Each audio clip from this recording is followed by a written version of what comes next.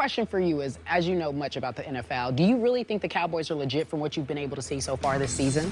I feel like they finally gelling a little bit, and you know, it took them a couple years, but you know, I think they're 17. Yeah. How many? Yeah, I think they're playing well, and you know, it's starting to look a little more consistent. That's what I think Dallas's problem was in the past, especially Romo. People, you know, questioning his consistency, and I think he's stepping up right now. So where is your heart on this? Did you grow up a Giants fan? Would you call yourself a Giants fan? I kind of grew up by default. My uncle was a very big Giants fan, so I kind of had to just, you know, when you're sitting under your uncle, you can't root for the other team, like, you know. So at least not in front of him. Right, definitely not in front of him. But I definitely was a 49ers fan then, but I kept that in my, you know, the Jerry Rice era. Like, I kept that in my. Were you raised to hate the Cowboys? The way others around here were. I don't. Nah, I don't think we were. I don't think I was raised to hate them, but they were in the same division and the same. They always was like a Giants nemesis kind of. So you know, you never really could like them. I respected them, and I respected the Aikman, Emmitt Smith era. But I had no question about it. I had nothing but profound respect for the playmaker era. The playmaker era is what I call it. Michael Irvin with Emmitt Smith and Troy Aikman. But it's not. The Cowboys don't make you hate them. Their fans make you hate the Cowboys. Now, that might be a true one. Because of how just nauseating they can be. Don't hate the game, hate the fans? How about that? That's right. That's right. Because the Dallas Cowboys didn't have much of a game, and the Dallas Cowboy fans would do nothing but make excuses and act like next year was always going to be a great year. They're blind and illogical, you know what I mean? Blind and illogical. Whoa. That's right. Blind and illogical. Yeah. The delusional Cowboy fans. I'll admit it. All right. I am that. I've been that for about 17 years. Well, at least you're willing to admit it now. Yeah. But I do have DeMarco Murray on my fantasy team. And he's helping you out tremendously. Okay, now wait a sec. You got to explain this to me. Yeah. And I'm the first to admit, I'm not a fantasy fan. No. You play, I play. Don't. No. I don't.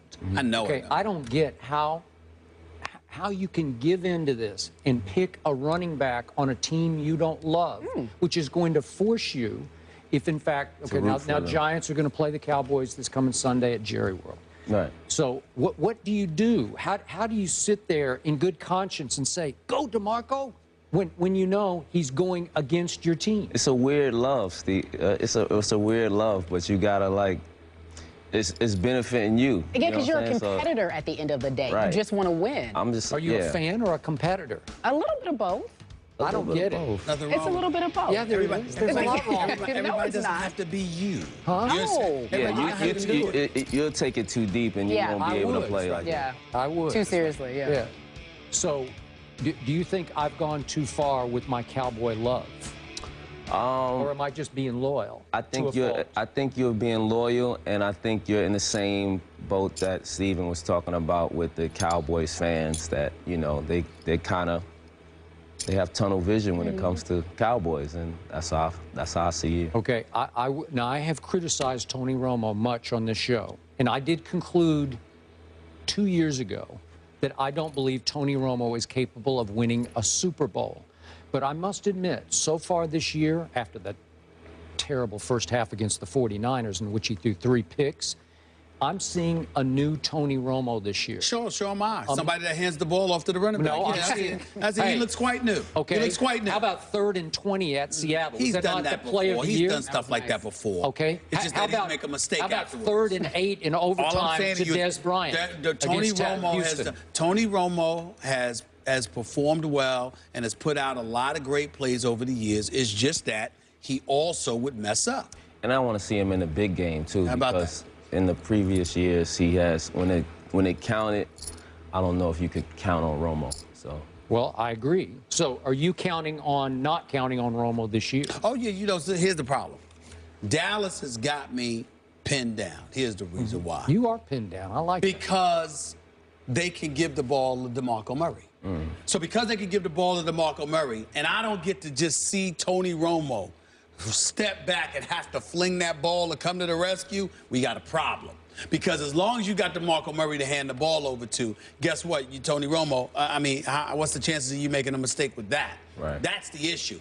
I want to see Tony Romo and the Dallas Cowboys put in a situation where in order to win a football game, one that matters, they have to resort back to what they used to be in terms of Tony Romo having to come and save the day with those receivers that he has. Now, I can't imagine that happening because the way they're running the football, okay, they're not really playing a huge deficit. Now, against St. Louis, they were at a huge deficit. 21-0. And Tony Romo came, but it's against St. Louis. I mean, don't get me started with that. We saw that. The point that I'm trying to make to you is that that's the kind of situation. You don't have to be down 21-0, but I'm just saying I want to see the Dallas Cowboys put into a situation where running the football is not going to get it done. In order for you to win this game, you're going to have to throw it. Okay. And that's when I'm going to sit back and go like this. Now let's see the accident waiting to happen. Is that going to go? Or if it happens. Okay. Now again, I never predicted that this team was going to go 15-1. So they're going to lose some games. You're not predicting that now. I'm not. They're not going 15-1. But you are not giving Tony Romo enough credit for what happened at Seattle.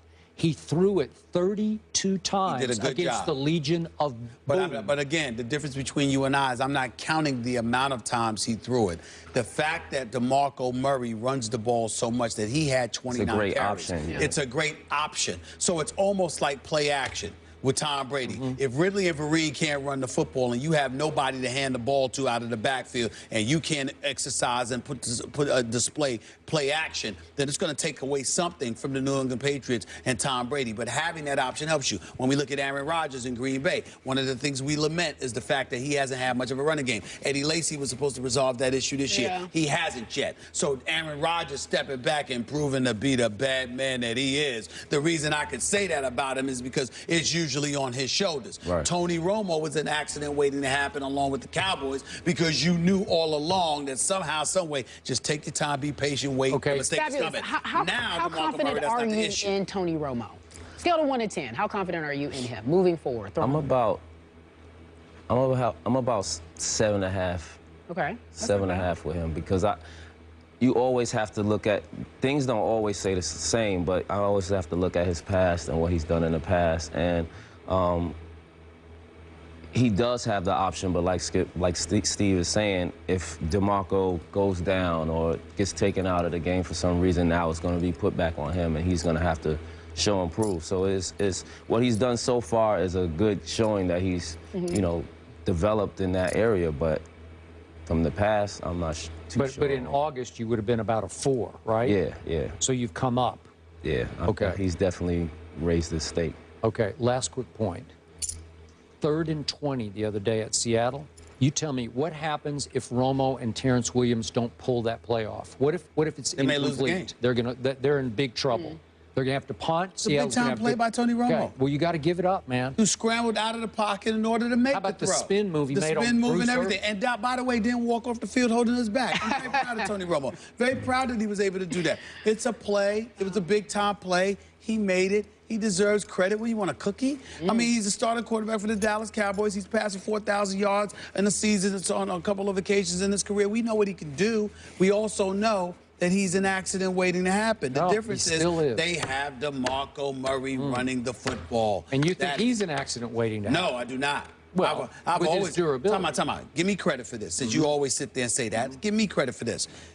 DeMarco Murray has been sitting in that seat a couple of times over the last couple of years. And each time when the Dallas Cowboys would stick up the joint, and even in the midst of me predicting that they will fall flat on their face when it counted most, I still said, to his face, right in front of you, the biggest problem is they won't give you the ball.